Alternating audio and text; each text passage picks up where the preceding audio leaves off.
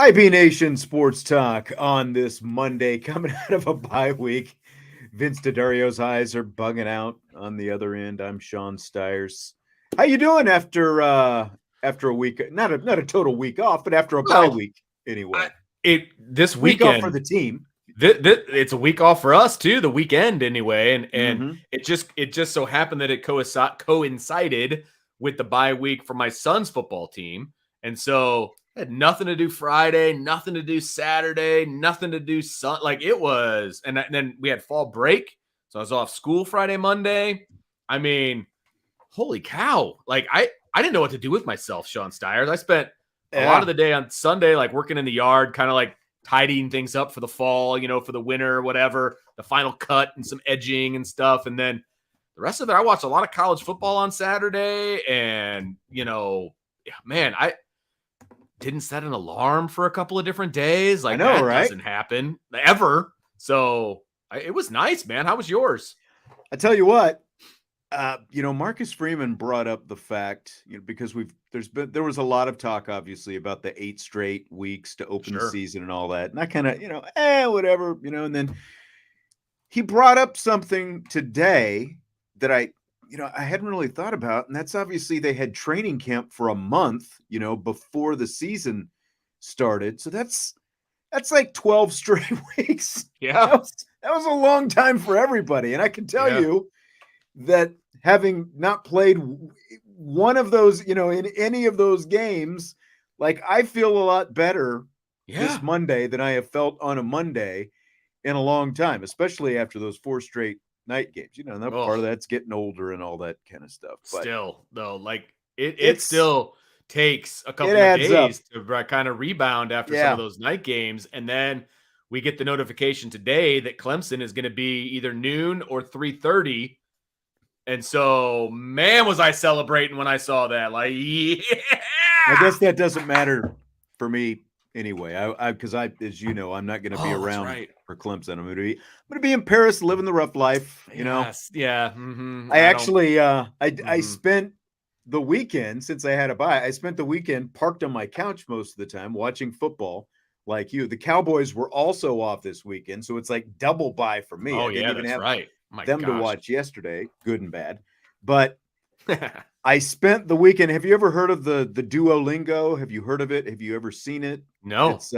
It's one of those language learning apps. Oh, okay. So I spent the weekend doing some French lessons because, I want to be able to at least get over there and be able to get around, mostly, like where's the bathroom, like exactly. Stuff like that. Yeah. How do I get to the bus stop or the, the tram or the train station or what, the restaurant? How do I order food? Those things.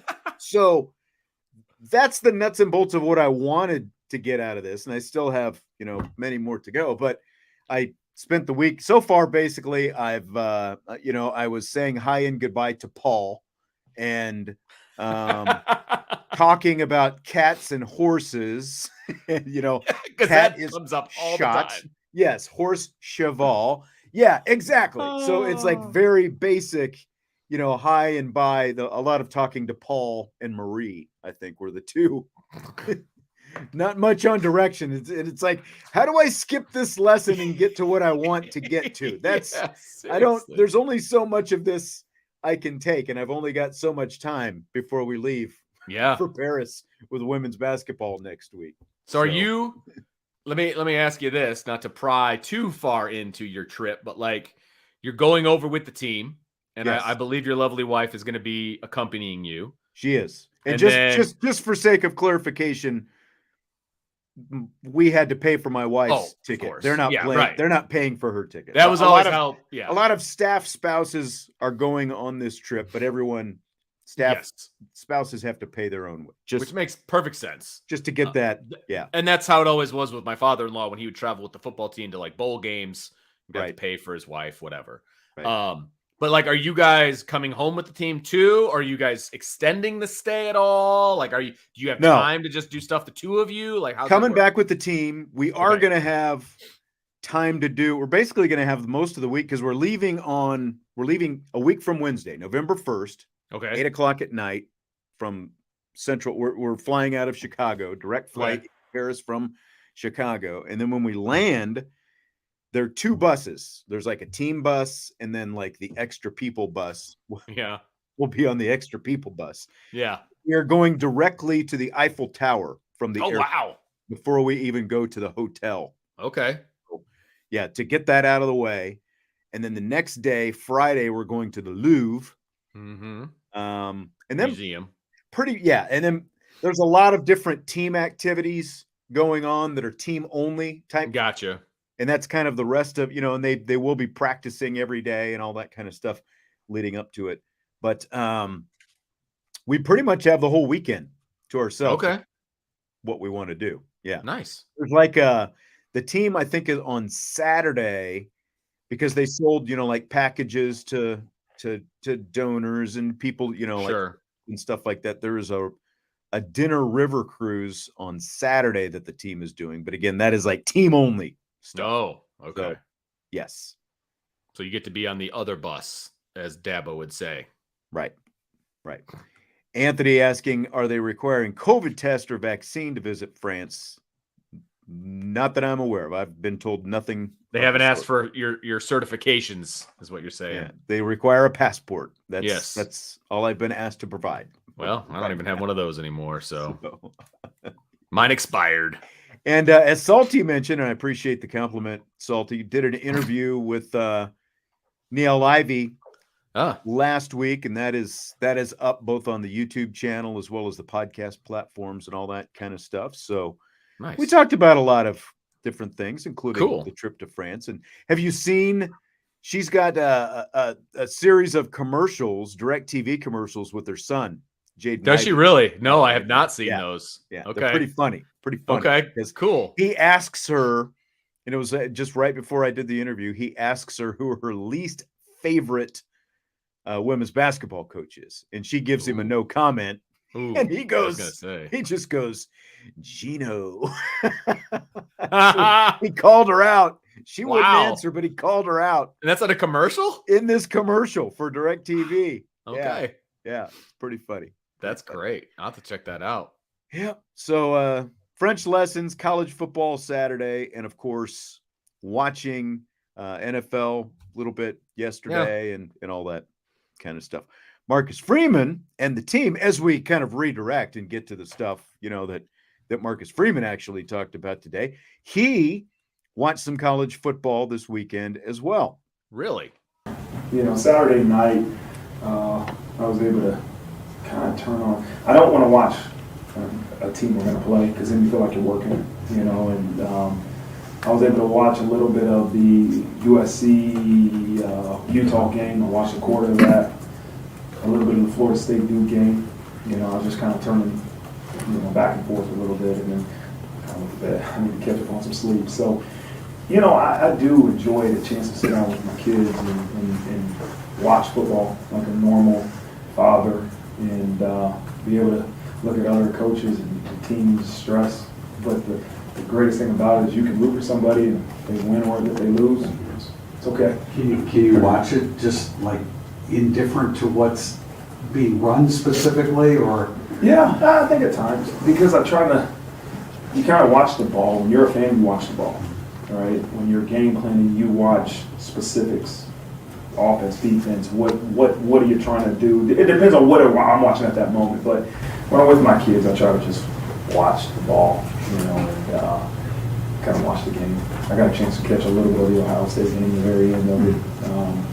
My wife was running a half marathon. By the time we got home, we were able to watch the last maybe couple series of that game too. So it was interesting, Vince. He talks about how he watches the game as a fan on TV versus as a coach. And me as a, longtime play-by-play guy and fan, I pretty much just always watch the ball. I'm curious, do you – I'm sure when you were breaking down film and stuff like that when you were a coach, that's, there's, as he said, there's specific things you're looking at. When you're watching a game now, like, do you watch a Notre Dame game differently than you watch other games, for example? Because, when you're watching a Notre Dame game, whether in person or on TV or whatever, you're obviously looking at it for different things other than just quote unquote enjoyment I guess. Oh, it's true though. Like I had to train myself how to watch film as a coach because I mean, look, let's be honest. Back in the 90s when I was playing football, we didn't really have film to watch at home on our own. It would be watching it with the coach and he would specifically point out like what to pay attention to. So that's easy, right? When I started coaching, I actually went to a buddy of mine who'd been coaching longer than me. I'm like, teach me how to watch film. And so he actually sat down with me and taught me like what he looks for and how to watch it and all of that.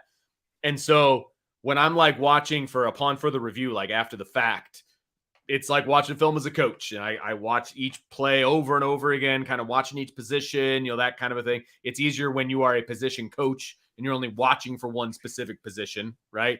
But when I watch as a fan, like I watch the ball. I mean, 100%, I'm watching the ball unless there's like something specific that I want to like pay attention to. So I don't know, for example, like in the Ravens game yesterday, I was kind of watching for Kyle Hamilton a little bit defensively, because of the Notre Dame connection, that kind of a thing. When the screen was zoomed out enough to actually see the safeties.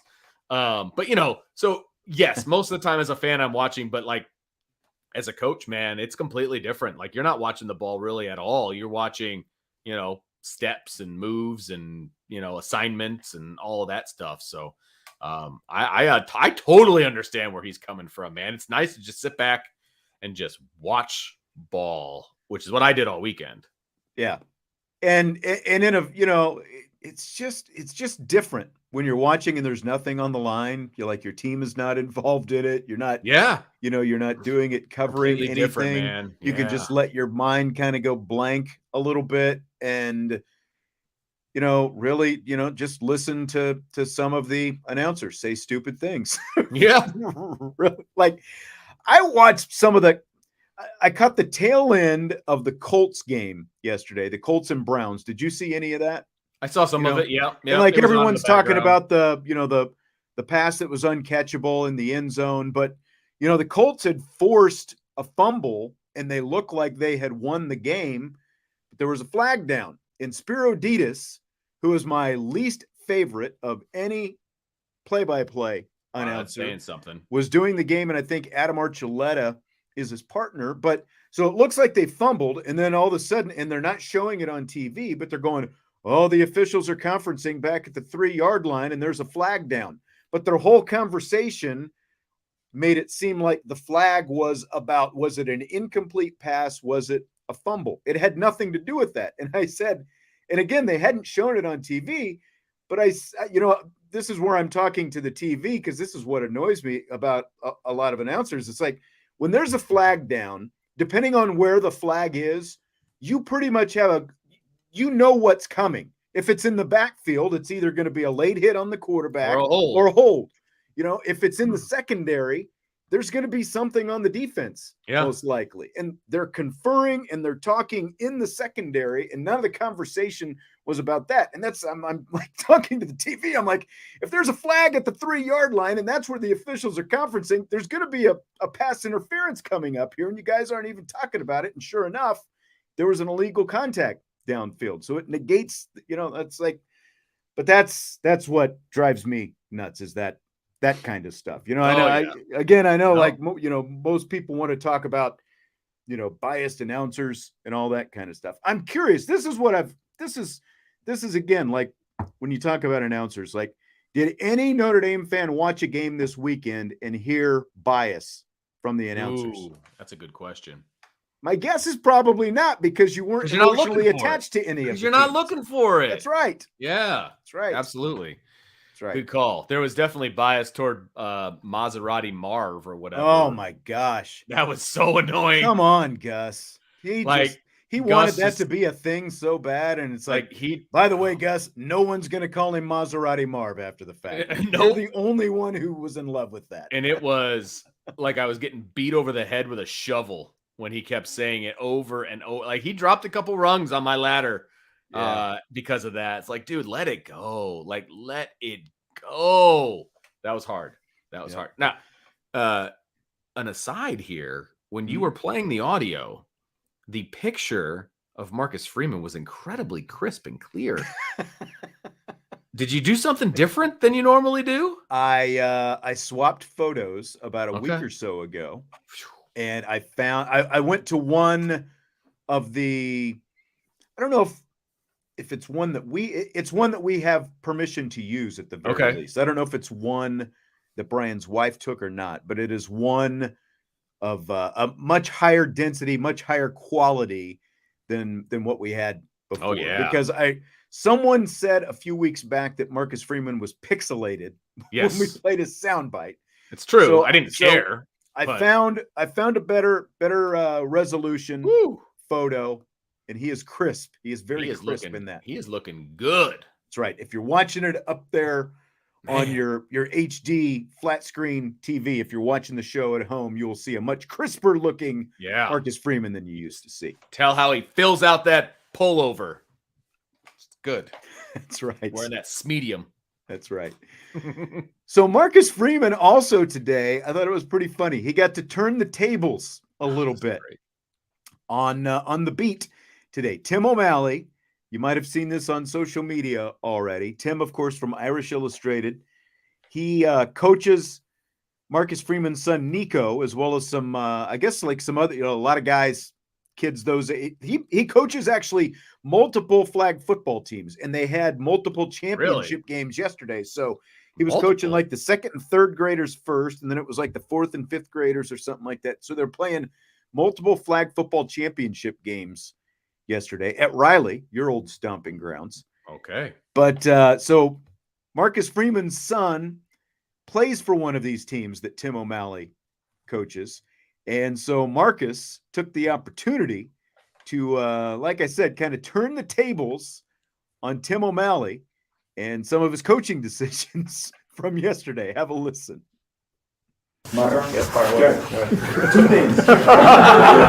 Second, third grade championship game. Okay. 2 trips to the red zone. Yeah, empty. 0 points. One play was a reverse pass that was intercepted in the red zone. You were offense coordinator? I am. On that, yes. It'll say defense. Thoughts on the red zone play call? What's your thoughts on those red zone play calls? You know, they were attacking the run so much with Nico and Nolan, I thought we could drop one over their head, but maybe the elements, the mud in the game, that wasn't great for them. So it's good. Stick to the basics probably is the way to go there. Last question. There was a Nico Freeman in that same game that had a long run that was negated by only having one flag on. Whose responsibility is to make sure the young man has 2 flags on? I think it would be the guy in the huddle, which could be me, but you might be able to blame Coach Stanley on the sideline. You got to own it now. That would probably be fine. I noticed you didn't ask about the 4th and 5th grade drilling championship games. I did. I was going to finish with congratulations on your 2 championship wins yesterday, and head coaches get the credit sometimes when they deserve and don't deserve, but congrats on you. There would be a D- in the first game and I think an A in the second But game. you won. So yes, You found it with a win. That's important, man. So Thank you. Appreciate that. That was a lot of fun yesterday. Third row on your left, Pete Bird. I thought Tim's game plan was good. They just didn't always execute. That's right. Very well played by Pete Byrne there at the end.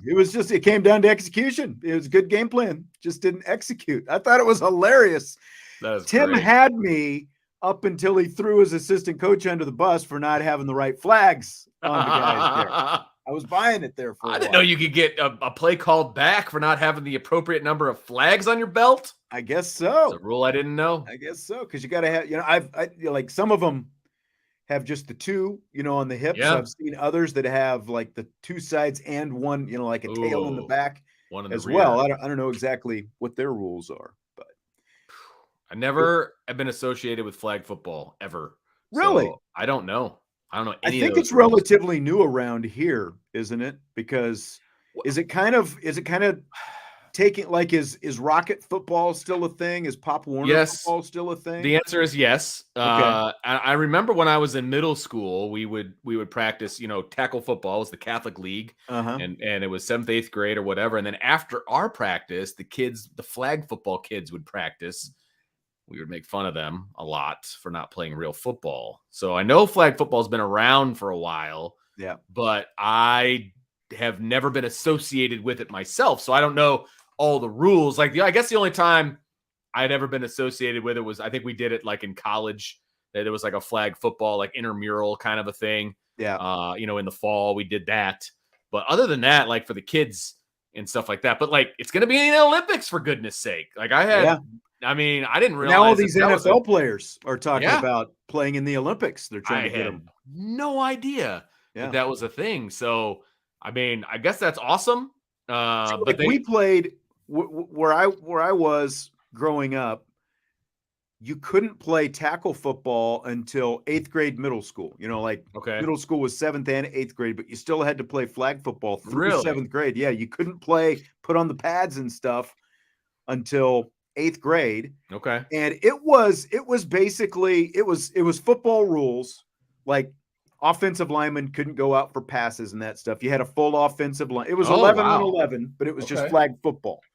But then like when I was in the Army, they're big on intramural sports and stuff like that. They're always, basketball, softball, flag football was a big thing everywhere. Okay. We actually won a post championship when I was in California with our flag football team. We won the regular season, and then like 90% of the team shipped out to go to our next place. Whoops. And then they were stuck with like four guys. They had like a postseason tournament. So we killed everybody in the regular season. And then but anyway, my point with that was going to be like in the Army with the adult stuff, it was like 3-man line. And, so I think it was like basically 8-man or something like that. And like offensive linemen could go out for passes and those kind of things. But when I did it, youth stuff, it was full 11 on 11, regular rules with offensive, defensive line. Interesting. Because like around here, obviously Pop Warner goes real young. I know in the Catholic League, there's 5th and 6th grade, and that's tackle football all the way around. And then 7th and 8th grade is 2 different, divisions or whatever. So I don't know. Like, did Jesse ever play flag football growing up? He played, they had, what was that? Soccer Zone, that indoor place. Okay. He played like a couple years of flag football just to do something in the middle of winter kind of thing. Right. Okay. He actually played quarterback for at least 1 year. Okay. Because like it was basically, like he was one of the biggest kids. Oh, sure. And there wasn't a whole lot of there wasn't a whole lot of football experience other than him, because he basically grew up playing Pop Warner and all that. Right. Kind of Okay. Stuff, so I was just curious. Like, I don't know. It's never been like my son never played flag football ever. Like, that was just never a thing in our house. So I don't really know about flag football, but apparently it's a legit situation. Yeah. Because it's going to be in the Olympics. Because you can't really do tackle football because the United States would just dominate. Yeah. Well, and even like if they're getting NFL players to play flag football in the Olympics, I can't imagine that Then the USA will probably still dominate. Yeah. Can't imagine there are too many countries who are going to be able to contend with that. Right. So interesting, though. All right. Yeah. So a few other pressing things from the press conference today. It was the bye week. They practiced last Monday, Tuesday, and Wednesday, and they were able to kind of work some of the young guys in. Yeah, so Monday, for the guys that played in the game, was a typical Monday. They just played a tough game Saturday night, so we couldn't go out and really get after those guys as much as the 2s and the 3s. We had a lot of good reps. And the same Tuesday and Wednesday, the ones practiced, we had to get after it. But the structure of practice was different because there was a lot of good on good. But the chance for 2s and 3s to get a lot of reps at the end of practice was important. And so that time is so crucial when you talk about development of the bottom half of your roster and the future of your roster, to be able to see those guys. And we got to watch it as coaches. The coaches watch it and let's evaluate it and call things that they know how to do. Like, let's give them a chance to show us what they can do. They're not going to be able to show us what they can do if they're confused. And so I don't care if we had 2 defenses called and 3 offensive plays called. I wanted to see what those young guys could do, and it was pleasing. Yeah, I thought it was interesting, just getting some of those young guys in during it's kind of a little bit like bowl practice almost. And you're going to get another bye week coming up in a couple of weeks. So you really get some of these young guys a chance for some more opportunities. Yeah, I think that because of the way the bye, like if we're trying to look at the glasses half full kind of a situation, right?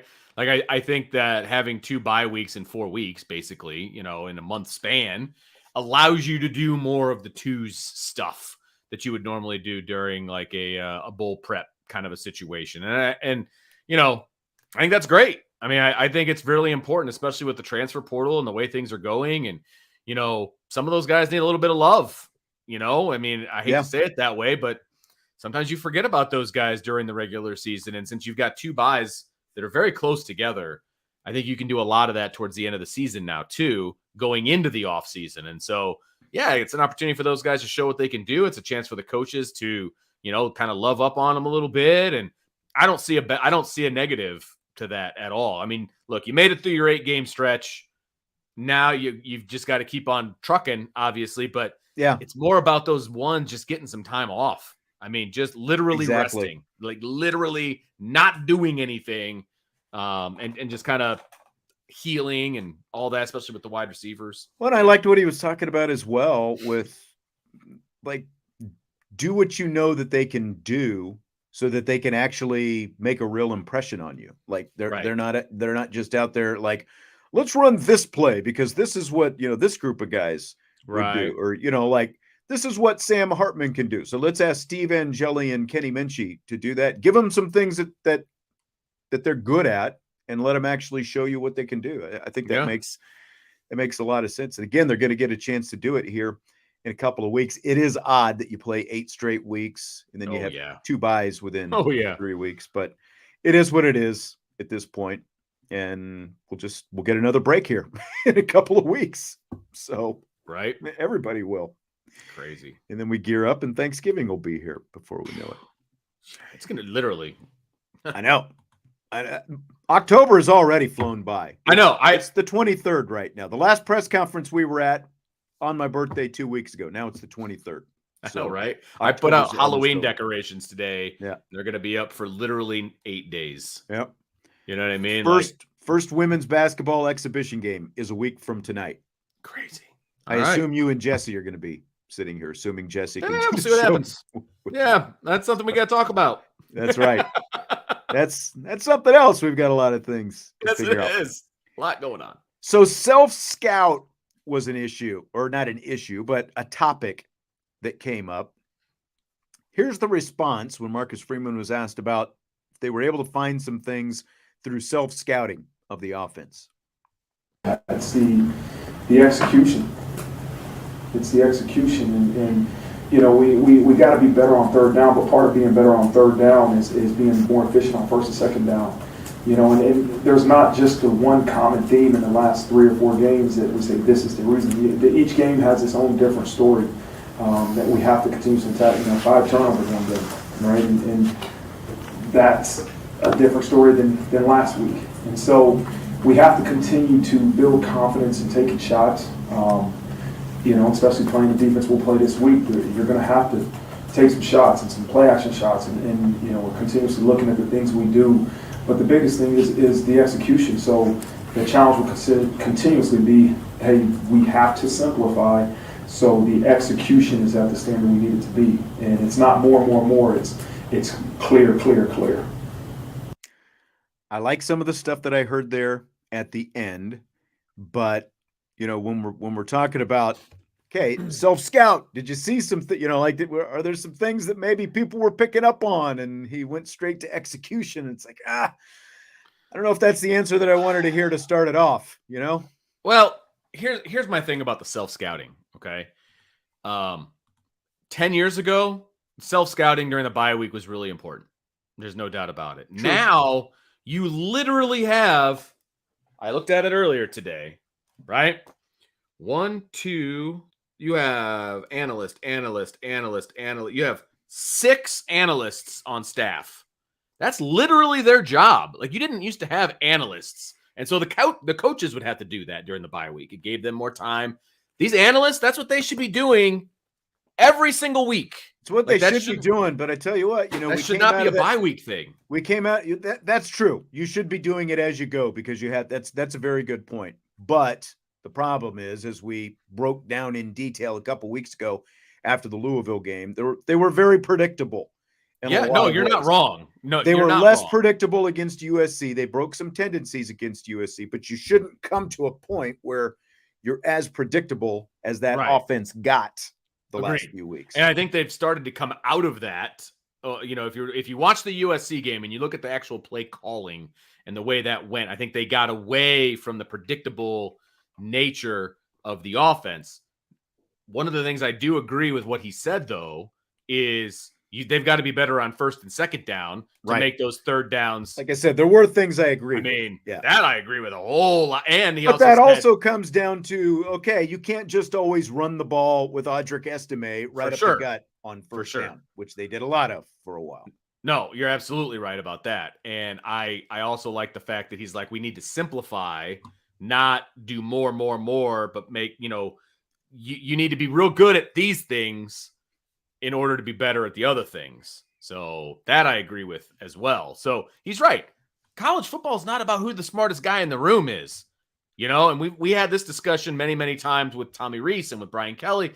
I don't give a crap who the smartest guy in the room is. I want the kids that are going to execute, and I've said this before too, like the high school that my kid goes to, back in the day when they were winning all their state championships, man, they could have made copies of their offensive playbook and just handed it out to everybody. Right. Everybody knew what they were going to run. They were just better at executing it because they've been doing it since fourth grade.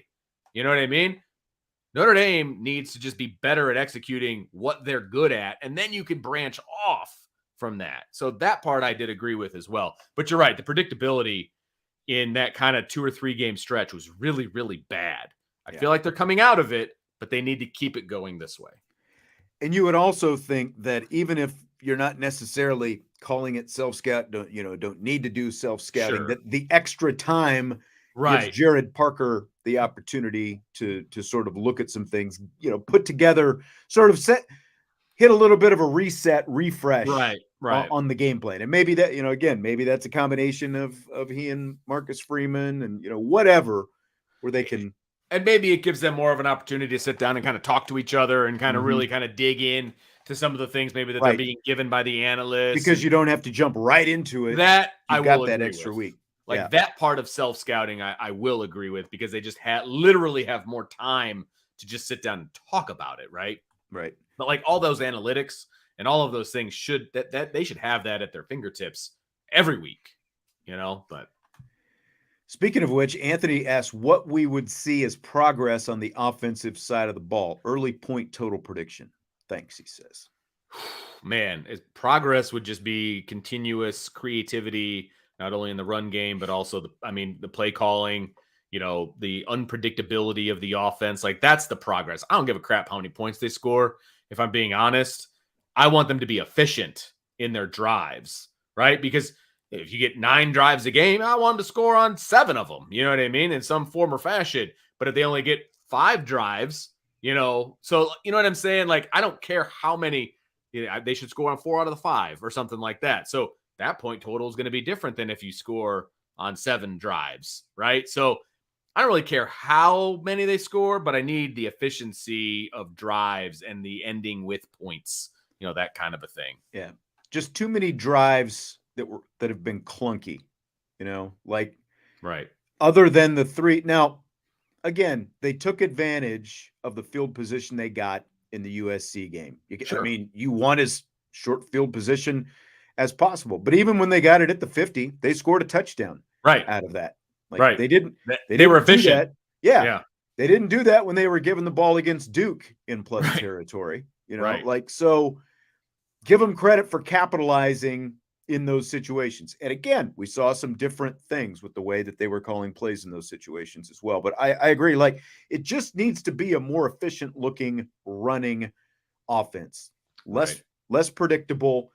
And as Marcus Freeman alluded to in that clip, they need to be able to hit some shots downfield. And we're going to talk about the receivers here in a little bit. We're saving some of the receiver talk for rapid fire.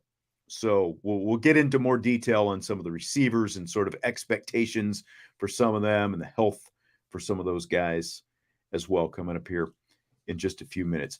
David wants to know, Vince, how you can talk for 4 hours on an online program and then come over here and still be on your game. He says he gets burnt out on a 30-minute Zoom call. Well, I'm not talking for 4 hours. That's part of it. Now, I had a pretty sore butt after a while. Kind of need to shake it out. I went for a walk around the block with my wife, and that kind of a thing. But look, man, this is a fun job. Like at the end of the day, I'm talking about Notre Dame football. Like it's okay. I'm not outside digging ditches, for 4 or 5 hours. So, Yeah. In the grand scheme of things, talking has never really been a problem for me. Let's put it that way. Joe says, yeah. Joe says, well, 11 of the last 13 games between Notre Dame and Pitt decided by 1 score. Is this another game that could come back and haunt Notre Dame like Stanford and Marshall? We kind of talked about this during the previous show, Okay. and here's my thought process on this game, on this show, or on the next 4 game stretch. Right, Notre Dame is better than all 4 teams that they're going to play. Right, they just are. They're better. If Notre Dame shows up and plays their game, they will win all 4 games. If Notre Dame doesn't show up and Notre Dame beats themselves, any one of these 4 teams could beat them. So it's not necessary. I'm not looking at the names like Pitt, Stanford, Marshall, like whatever. It doesn't matter who they play. If they come out and they don't want to be there, like they did against Stanford and Marshall, and it was very obvious that, when they're only putting up 2 scores and they're, they didn't want to be there. Like they had no desire to be in the stadium at that moment, right? If they do that against any 4 of these opponents, they will get beat. Mm-hmm. But if they come out, look, we've seen it. They come out, they play their game offensively, they play their game defensively. Every one of these games should be a win. So I'm not looking at the Pitt game and I'm like, ooh, this could be a Stanford or a Mark. No, I don't care. It doesn't matter who the opposing team is. Really, I'm focused on Notre Dame. If they come out and play their game, they're good to go. Yeah, these games, Clemson is still going to have a decent defense. It's not going to be a gimme against Clemson. Pitt has given, as he points out, a lot of these 11 of the last 13 have been 1-possession games. They gave Ian Book some fits, remember, back in 2018 when Notre Dame ended up going to the college football playoff. I'll be really interested to see what Pat Narduzzi can dial up. Now, the last time they played, what's that been? 3 years ago now, I guess, at this point, at Pitt 2 or 3 years ago. Yeah, remember, something like that. Notre Dame dominated that game, and that was supposed to be at least a decent Pitt team. Yeah, we thought. So it's just like it's all, to me, it's always hard to figure out Pittsburgh. And Pat Narduzzi has no love lost for Notre Dame. Right. We know that, and he knows defense. We know that, but I agree with, in general, what you're saying. And I think that the fact that they're, you are coming off a bye week, I think the team should be fresh, kind of reset, almost not a season opener, but come into this game as recharged as they've been in a while. Then you go to Clemson, you get another break. It's going to be really interesting to see what Wake Forest has in store for Sam Hartman. That's a really curious game for Sam Hartman to play his Notre Dame senior day against the team that he played for 5 years. Yeah. And, oh, sure. I think that any one of these games, could kind of, they have the ability to go the way of Stanford or Marshall. But just what you said, it's all about how Marcus Freeman gets these guys in the right frame of mind, and if he can get them in the right frame of mind, because they do have a lot to play for still. You can still go to a New Year's Six bowl.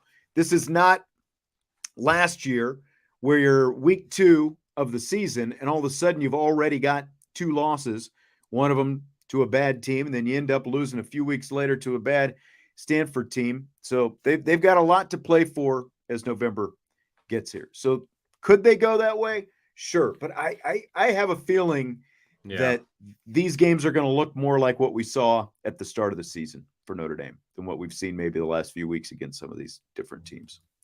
Yep. Agreed.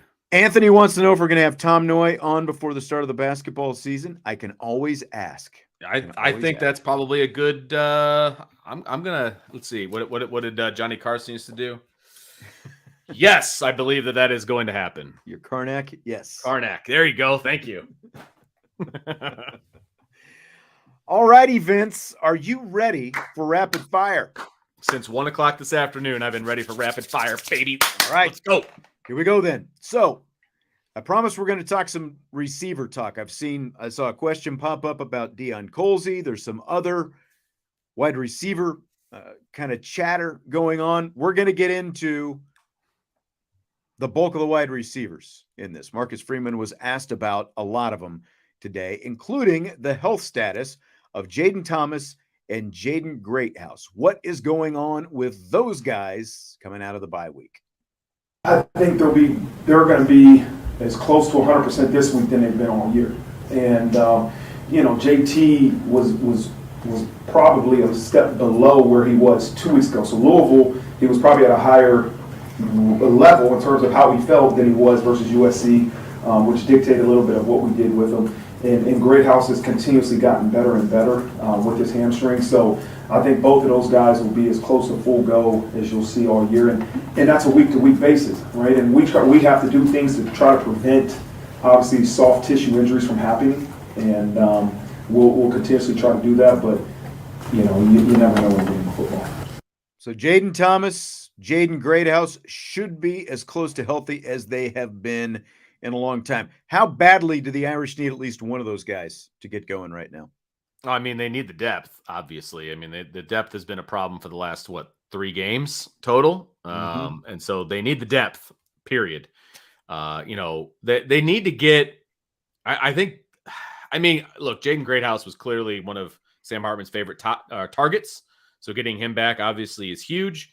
But I think also, getting back JT might even be bigger because they just have completely ignored the outside receivers the last couple of games. And, yes, whether that's by design, whether that's by Sam Hartman just not having any confidence in who's been playing on the outside, whatever the case may be, having him back, I think, will be big because Sam Hartman will throw the ball to Jayden Thomas.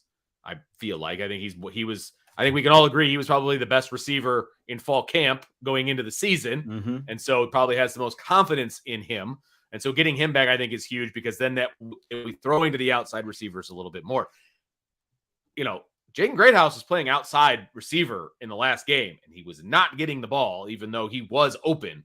And so they just, again, whether by design or whether by Hartman, you got to hit those guys. I think part of that, because you heard Marcus Freeman talking about where they were still from a health standpoint, even though they were playing, like Jaden Greathouse didn't practice very much that week leading up to USC or even Louisville after that hamstring injury. So I think that maybe there's, that connection with Sam Hartman maybe was lacking a little bit just because he didn't, he wasn't used to having him to throw to being on the outside. And, I get and in that. practice that week. Yeah, that's exactly right. I mean, when you look at the production of both of these guys, Greathouse had 12 catches for 166 yards in the first 5 games, and then he misses the Duke game, and then he's been back against Louisville and USC, hasn't had a catch in either one of them. Yeah, limited capacity. Yeah, exactly. And again, when you're looking at same with Jayden Thomas, the first, I think it was 4 games, he had at least 4 catches and at least 62 yards, or I think it was 4 of the first 5. It was like boom, boom.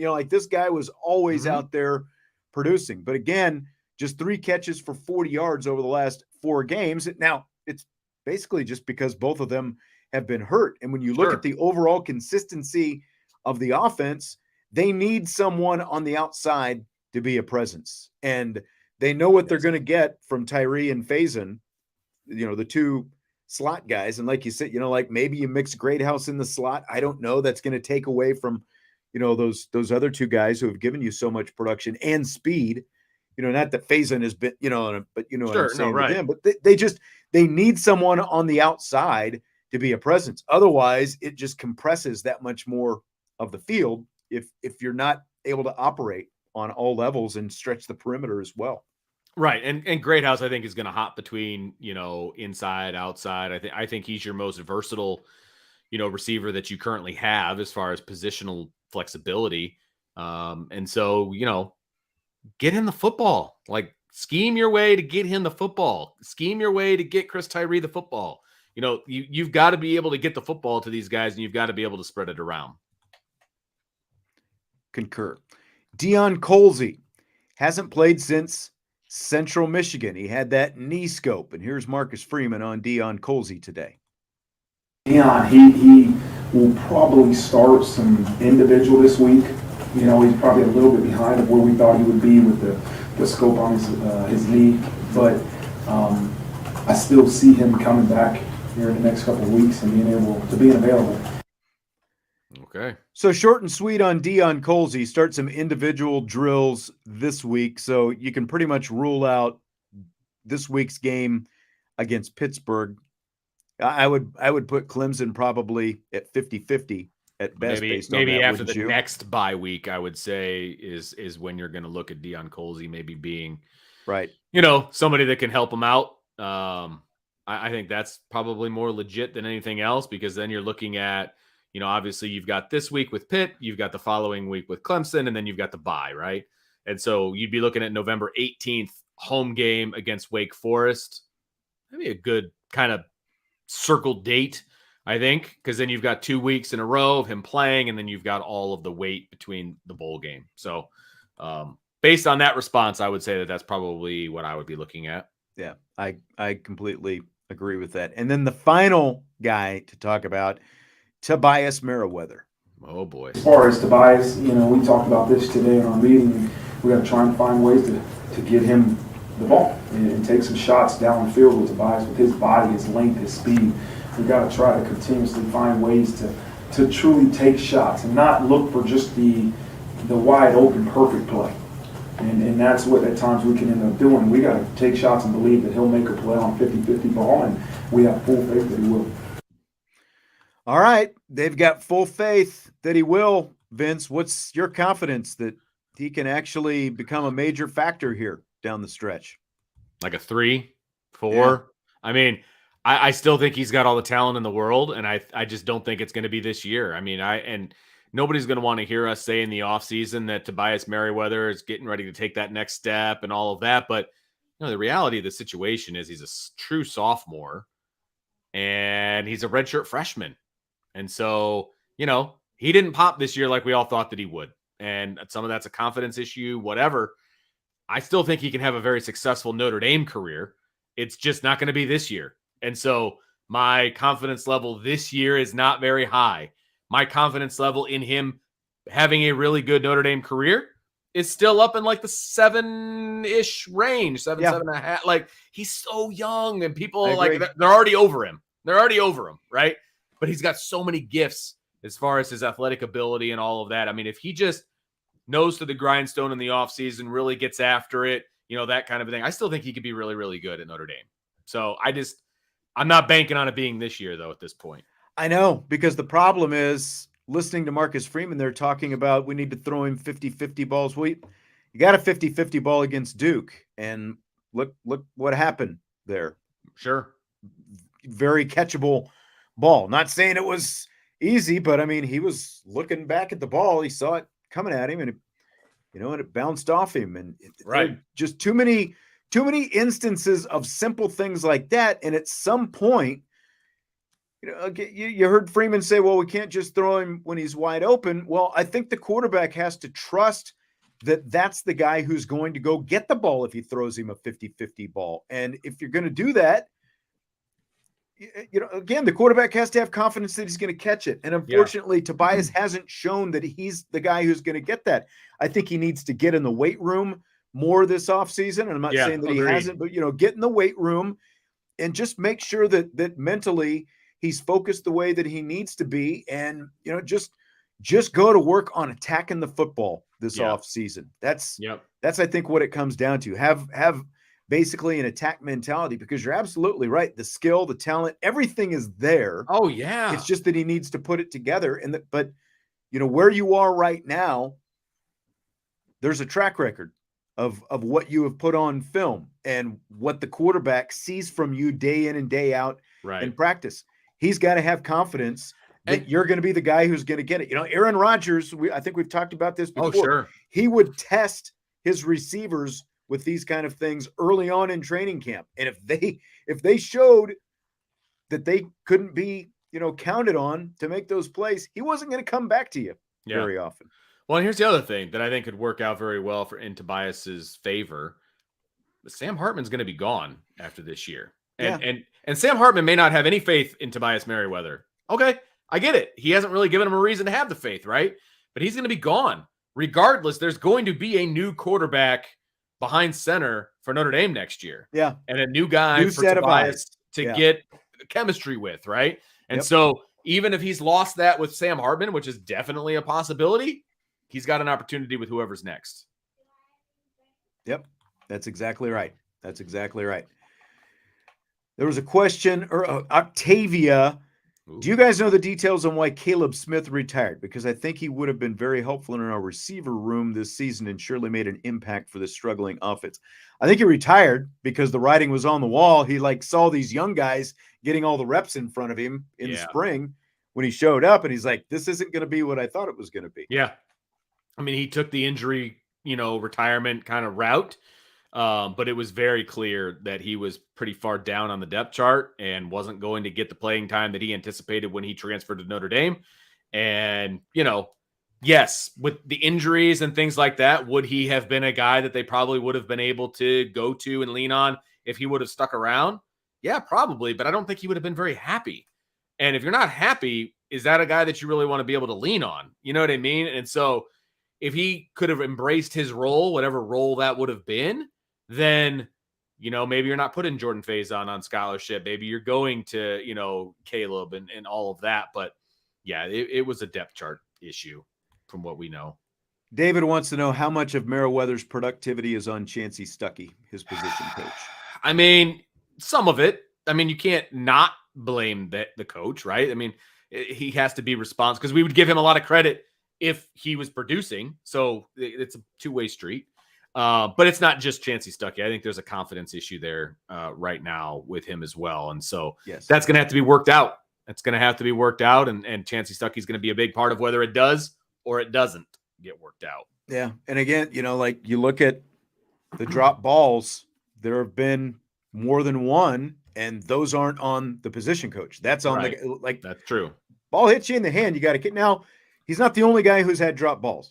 I'm not trying to but he's the guy who's got more than anyone else on the team at this point. And again, I think it speaks a lot when you go into that game against Duke, when you've got 3 scholarship receivers playing in that game, and the guy who is arguably the most athletically gifted of any receiver on your roster comes out of that with no catch, with more drop balls than he does catches in that game. He had 0 catches in that game against Duke. Yeah, right. It's just what it is. Yeah, those are all facts. Yep. Octavio, scale of 1 to 10. How worried are we in Notre Dame finishing off the season healthy with no Coach Bayless? I mean, most of the work for staying healthy, a lot of it is done during the preseason and in the off season and things of that nature. Now there's recovery and a lot of that goes on obviously during the regular season, but that plan had already been put in place and they are just carrying out the plan that was already there. So on a scale of 1 to 10, as far as Bayless specifically being involved, I'm like a 9, an 8 or a 9. I just don't think you're going to see the non-Bayless effect, like him not being there more in the offseason and then moving into next year. I don't think you're going to see it as much this year. Because for right now, they're basically healthy. Well, they're healthy with the exception of the hamstrings, right? But and that is a little bit of a concern. The fact that you had so many receivers in the middle of the season, all of a sudden getting hamstring injuries. But you're also the guy who's running things is essentially running Bayless's his blueprint. Right, because they didn't have time to completely revamp. It's not like he put together his whole strength and conditioning program. Right. They're doing things that Bayless was doing. Correct. So yeah, and they haven't had any season-ending type injuries, that I can remember that off the top of my head, right? So Colzie and Gobira, right? Those are the 2 most serious things so far. And the Colzie thing, I think, was an issue prior, wasn't it? Wasn't it an issue prior to the season? And he was kind of trying to play through it, and they're just like, nope, we're not going to do it. I don't remember exactly the timeline. I'm not remembering that. Okay. He was injured last year, but I think this year it kind of came out of the blue to some extent. But gotcha. I'm not sure. Hold My Shillelagh asks, who's the pick to replace Miami on the schedule next year? I think it's Louisville, from what I understand. I think the ACC has put Louisville on Notre Dame's schedule. Well, they still only have 11 games, though, and Do they? Louisville's one of them. So Okay. I don't know. I mean, they're going to have to add somebody at some point. It's not going to be a marquee game that anybody wants. I'm just telling you that right now. I just don't see that being the case because you're looking at a middle either here's the buys right now with an 11 game schedule. The first weekend of October is open right now. And right now that's a great place for a buy because that's 4 games into the season. Or 5 games into the season. The next buy after that is the first weekend of November. Which might be a spot where you hit somebody, but again, I mean, it's only 2 games, I guess. 3 games, I'm sorry. And then the next buy after that's the one right before they go to USC. So those are your 3 spots. I've said this before. It shouldn't be up to Notre Dame to have to figure this out. The ACC, That's fair. the ACC, some combination of Miami and the ACC needs to pay out whoever's too many on their schedule, on Miami's schedule, Yeah. and make Miami play this game. Yeah. Like they should have to eat some money on this thing because it's a non-conference game. Now, granted, Notre Dame is technically a non-conference game, but Notre Dame is still part of the ACC agreement. They're supposed to play 5 ACC teams, and Yeah. they've got 4 on the schedule right now. Miami should be made to figure this thing out and make the thing whole. It shouldn't be on Notre Dame to have to figure this out. And if Notre Dame, and at the very least, I thought I had heard that Louisville was taking their place, but I don't know. It's like I haven't, to be honest. Once the season got started, it's not something that I've spent that much time thinking about. It's more an off-season subject than anything. But because right now their ACC games that they've got September 28th against Louisville. They've got Georgia Tech on the 19th of October. They've got Florida State on November 9th, and they've got Virginia on November 16th. So they've got 4 ACC teams right now. So they technically need one more in order to get to their 5. So it's going to be an ACC team, I guess. Yeah. I don't know. Octavia followed up about Caleb Smith saying, I guess what I'm asking is was he really that bad? I mean, he did so much at Virginia Tech and Tobias really hasn't done anything here for Notre Dame. Could he have really been? I mean, it's on him. He left the program. Yeah. He could have stayed. He could have stayed and maybe had some opportunities at this point, but he was definitely like when we were out there in spring practice, he was so far under the radar that I couldn't really give you a great evaluation. But again, we never saw him do anything because he was out. Remember, he was out in the spring. That's what I'm saying. And again, he could have stuck around. Yeah. But he didn't. He decided not to. So that's kind of on him. Yeah. Could he have contributed? Totally. Yes. On him. He made the decision to leave. He had a scholarship here to stay here and play. He had an opportunity. So right. Yeah. Fill in the blank. Sam Hartman shaving his beard is blank. Oh, way bigger news than it should be. I saw, what was it? It was on Sports Center, I want to say. Like was they were it talking. Really? I thought that's where I saw it. It was something about it was on Game Day. It was the You Had One Job segment. And apparently he had one job and he shaved it into a mustache. And now it's completely gone. He's just clean shaven. I think that people are making way too big of a deal out of a guy who just decided to shave one day. Yeah. Carmel says useless. Why even discuss this? Come on, man. Come on. Because it's rapid fire, baby. And nothing's off limits. That's why. He definitely looks babyface. I was wondering, I don't follow him on social media, but did his NIL deal, with the shaving place, did it have anything to do? I found it interesting that he initially just shaved the beard and he kept the mustache, at least for a couple days. And then he was at an autograph signing yesterday at the bookstore, and someone tweeted a picture of himself with him, and it was all gone. It was babyface Sam. Maybe he thinks it's like a fresh start for him. Get a kickstart this final third of the season. I don't know. Hey, maybe just going to shave off all the bad juju. Bye-bye. That's right. Anthony does bring up a good point that I totally forgot about. Stanford is part of the ACC next year. Is that official? Yeah, they're Is part it? of the ACC next year. Okay, 'cause I mean, I remember Jack wanted it and all these things. I just didn't know if they actually made it official. Oh yeah, they've been approved. Stanford and Okay. Cal are part of the ACC Oh, as okay. of next Well, year. And they got their 5, so Notre Dame can go get whoever they want as long as they fit in the schedule. True.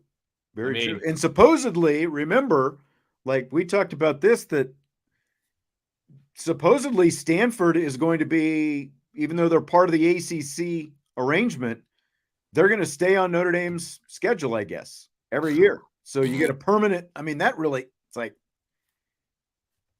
that's going to require some doctoring of the future schedules because, you know, there was already like schedules for the next 13 years or something like that. Oh, that's true. I didn't think Opponents about that. for Notre Dame. So, like, is that going to change, or is Notre Dame just going to get 6 ACC opponents every year as a result? Man, you know, it'd be a fun, and I realize this is not my job, but, you know, you print out Notre Dame's schedule, you figure out where their 3 buys are right now, and then you just go through everybody else's future schedule, see who's open. Yeah, I was going to say, you know who needs some opponents probably next year? Oregon State and Washington State. Yeah, it's probably true. That's a really good point. But imagine they'll have a lot of open dates next year. That's a really good point because most teams are going to have all 12 games saddled up, and you know you're going to be asking them to get rid of one. Like, there's just not going to be many teams with an open date. Right. So Brian Kelly down at LSU got his 300th career win Saturday, and afterwards, this is what he told his team. Tell you that I haven't had more fun coaching than I've had being here with you guys and coaching. It's because you care to get better every day, and all I care about is player development and developing players. And if you care about that, that's what I do this for. I don't do it for the wins, okay? I don't. That's not why I'm in this. I do this because I want to see you guys get better every day. I've watched the defense get better every day. I've watched players grow and get better every single day in every facet across the board. I've watched the quarterback get better and better from last year to this year to one of the best quarterbacks in the country. I've watched every player over the last year develop and get better. And it's been fun to watch, and that's why I do this. I don't do it for anyone else. I do it to watch you guys grow, and that's why I've had more fun being here than I've ever had in my career. So thank you very much. It's the only reason he does it, Vince. He does it. He's the most selfless coach in America. Brian Kelly, the most selfless coach in. What did you think of all that? First of all, it sounded like he was in a job interview at first. Like, that is not a speech that you give to your team. Like, because he's talking to the players. Yeah. At the end, they're like, his team, like, okay. Great coach. Like, he didn't even say the quarterback's name. Mm-hmm. Like, that's your team. And when you're talking to your team, you talk about your kids by their first names. Okay. Like, you know, I love seeing what, you know, Jordan has done, and I love seeing what Timmy has done, and, you know, whatever. Like, it sounded like he was in a job interview. I'm in it for the kids, and I'm not in it for myself, but where do I sign this $100 million contract? Just like, that was just so typical Brian Kelly. And that is not how you accept the game ball or whatever it was that they gave him for his 300th win. Like, it's just so typical. That's not how this goes. I'm here for you guys. I'm here for you. God, I mean, you want to talk about politician? Like, that was a political speech. The most fun he's ever had coaching anywhere, you know, because going to a couple college football playoffs and a BCS championship game, I guess, wasn't fun enough for him. I don't know. Man. It is just bad. Father David watches this show to see us grow. That's well played. That is well played. Oh my God, that was so, like, there's so many different directions you could have gone with that little speech. And I just love, you know, again, like the players are just like, all right. Yeah, whatever. because they know that he's full of crap. Another load of BS. Yeah, All right. they Thanks, know he's BK. there. That's not what he's there for. He's not Yep. there to see the good players get better. Yep. So Dabo Sweeney made these comments last week. If you don't go undefeated, people say you're losers, that you're terrible. It's such a terrible mindset. Honestly, maybe we need to lose a few games and lighten up the bandwagon. Sometimes the bandwagon can get a little too full. That's the one good thing about going through a little so-called adversity. You really find out who's with you and who's not. That was last week. And of course, he lost to Miami this weekend. Seems like maybe he really went all in, really took his strategy to heart. I mean, I see what he's saying. I get where he's coming from, obviously, because he set the bar really high at Clemson, right? He has set the bar extremely high by winning national championships and doing all the things that he's done down at Clemson. And now he's at a place where if they lose a few games, it is the end of the world if you're a Clemson fan. And you do suck in their eyes because they're used to the bar being way up here, not here, right? And so I almost want to say, like, welcome to the mountaintop, dude. Like, what do you think we deal with at Notre Dame all the time? I had people texting me in the middle of the USC game as they're dominating USC. They're like, who cares? Season's over. Doesn't matter what they do now. Like, okay, I guess. Like, yes, you're right. College football playoff is out the window. But can we at least appreciate what's happening right now? I mean, and I'm not saying you lower the bar. I'm not saying that at all. But I can at least appreciate where he's coming from. I get where he's coming from. I mean, you just can't spit at the fans who are supporting your program. Absolutely. When that too. You've raised the bar on this thing. You have raised the bar, and congratulations for raising the bar on the thing. Sure. But you can't get mad when people are going to hold you to that and expect that standard when that's what you've done. And let's be honest, if you want to spin this whole thing back around, it's all on Dabo, because like Dabo is somewhere in between, like our age range. He is not Nick Saban's age. He is not Bill Belichick's age. I'm trying to think, he's not even Brian Kelly's age. He's younger than all of those guys. But like, he is stuck in an era of college football that was, not that long ago when he started this whole thing out, pre-transfer portal, pre-NIL. And like, he doesn't want to embrace any of this. So the reason he's in the situation that he is in right now is because he is not adapting to the college football world around him. And then he's throwing jabs back at his own fan base as a result. So all you're doing is doubling down, and the fans are just going to double down on whatever acrimony they feel about you when you're spitting it back. I mean, it's a lot of Brian Kelly type stuff coming out of his mouth right now. And like, could you imagine? That's a good point. That's a good point.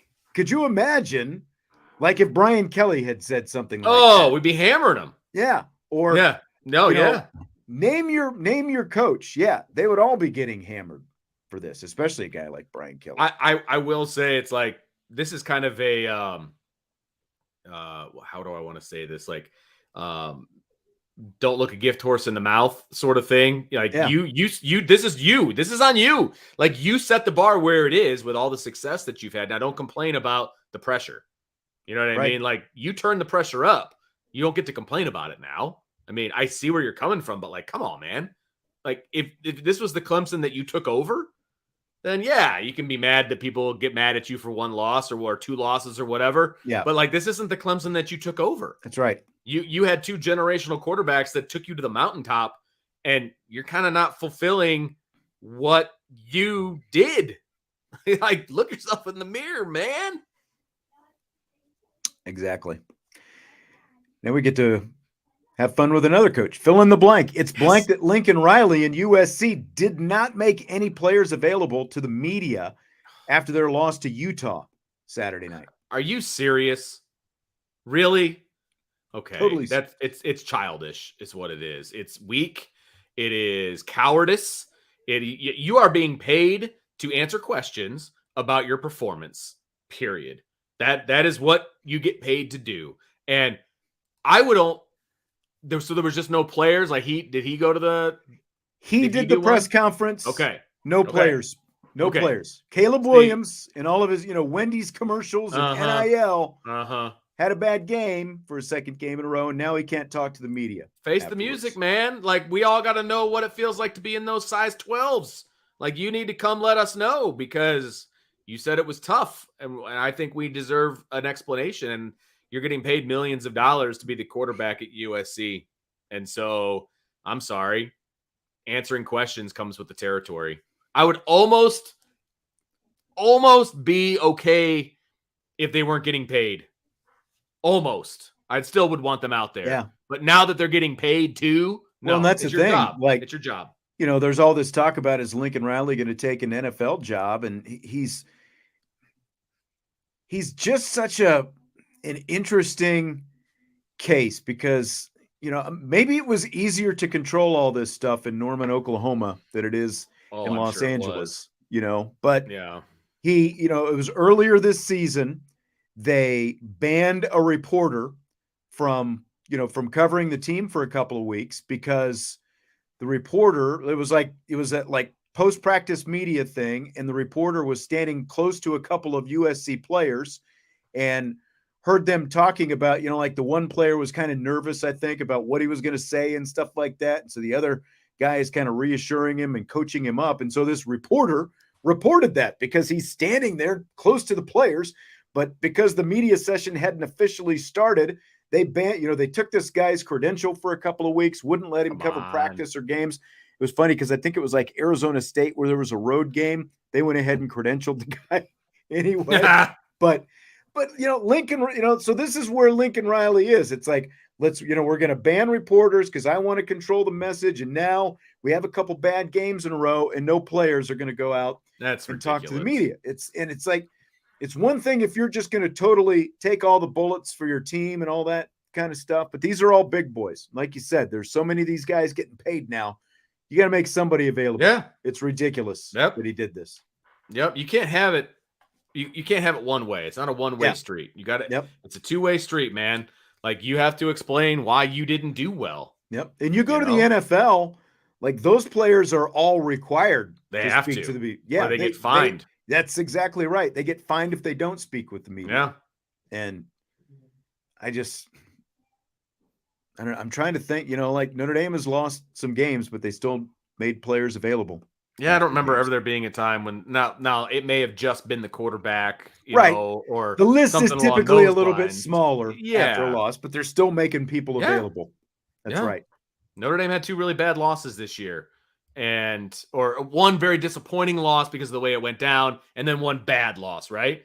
Yeah. And they were all out there, facing the music, because that's what adults do. Yep. That's part of the whole learning process. Yeah, right? exactly. Accountability. It's supposed to be part of it. Thank you. Accountability. Yes. Who knew? All right. Well, that's going to do it for tonight. Vince, enjoyed it as always. I'll let you have a break after your roughly 5.5 hours of IB programming today. It's awesome. It's awesome. My wife's making some homemade chicken and rice, so I'm super excited about dinner.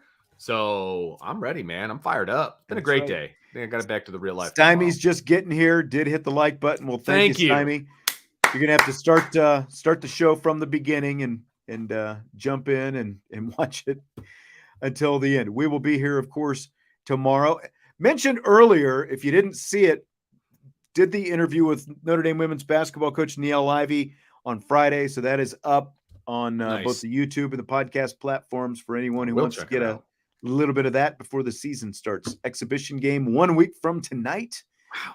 And then 2 weeks from today, the opener in Paris, France against South Carolina. It's going to be exciting. That's a big time game too. Yeah, and, I know. That'll big be time opponent.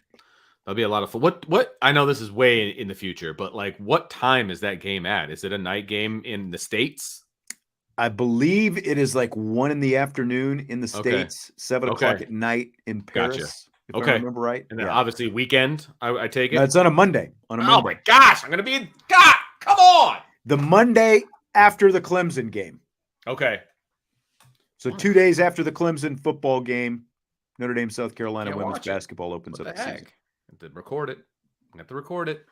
Well, you do the show a little bit quicker, then you get in.